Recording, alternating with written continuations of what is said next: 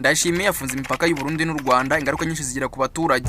Mu ntangiriro y'umwaka wa 2024, Perezida w'u Burundi Evariste Ndayishimiye yafashe icyemezo gikomeye cyo gufunga imipaka yose yo ku butaka ihuza u Burundi ndetse n'u Rwanda. Icyo gihe ubutegetsi bwa Bujumbura bwashinzaga u Rwanda gushaka guhungabanya umutekano w'igihugu cyabo binyuze mu gufasha umutware ditabara urwanya umutegetsi bwa Gitega.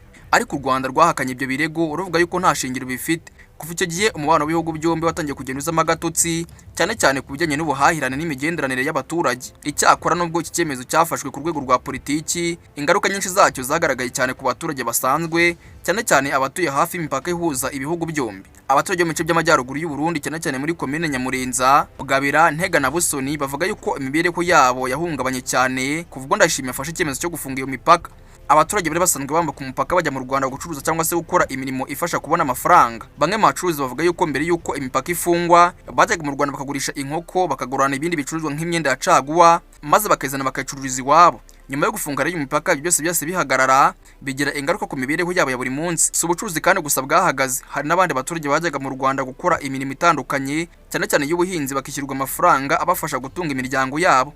Benshi bavuga yuko amafaranga babonaga mu Rwanda ari menshi ugereranyije nayo babona iwabo ngubu. Ku rundi ruhande kandi abaturage benshi bavuga yuko batumva impamvu bagomba guhura n'ingaruka z'ibibazo bya politiki kandi batarigeze babigiramo uruhare na rimwe. Niyo mpamvu bamwe muri bo bakomeje gusaba ubuyobozi bwabo gushaka ubwumvikane mu Rwanda kugira ngo imipaka yongere ifungurwe. Hari kandi abandi baturage batuye muri komine ya Kibitoki babajwe nuko leta yabo igeze kubabwira ko izafungura imipaka ariko bikarangira idafunguye nk'uko byari byateganyijwe. Mu ntangiriro za 2026, umunyamabanga mukuru w'ishyaka riri ku butegetsi mu Burundi CNDD-FDD Reverien Ndikuriyo yari yatangaje ko imipaka izafungurwa. Icyakora nyuma yaje gufungura gusa umupaka wa Gatumba uhuza Burundi ndetse na Demokarasi ya Kongo, mu gihe indi mipaka ihuza Burundi n'u Rwanda yakomeje gufunga burundu. Ibi ngibi byateje kwinubaka ku baturage bavuga yuko basanzwe bungukira cyane ku isoko ryo mu Rwanda. Urugero rutangwa ni nk'ibintu bisanzwe byifashishwa mu buzima bwa buri munsi. Bavuga yuko mbere baguraga nk'ijerekani ya litiro 20 ku mafaranga make mu Rwanda, ariko ubu ngubu bakaba bayigura ku giciro kiri hejuru cyane iwabo.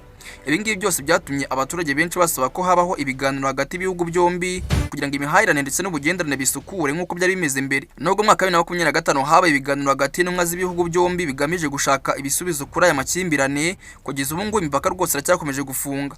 Perezida Evariste Ndayishimiye yigeze kuvuga yuko kimwe mu bishobora gutuma imipaka ifungurwa mu Rwanda ari uko u Rwanda rushyiriza u Burundi abantu bakekwaho kugira uruhare mu kugerageza guhirika ubutegetsi bwa Pierre Nkurunziza mu mwaka wa 2015, ariko kugeza ubu ngubu ikibazo ntabwo kirabona igisubizo kirambye. Iyo urimo arasengura bino byose bigaragaza yuko amakimbirane ya politiki yari hagati mu bihugu ashobora kugira ingaruka zikomeye cyane ku baturage basanzwe, cyane cyane bari basanzwe babeshwaho n'ubuhahirane ndetse n'imigenderanire hagati y'ibihugu byombi. Ikibazo gisigaye ni iki ngiki: ese u Rwanda n'u Burundi bizongera kumvikana ku buryo imipaka izafungurwa, cyangwa se abaturage bazakomeza guhura n'izi ngaruka z'igihe kirekire?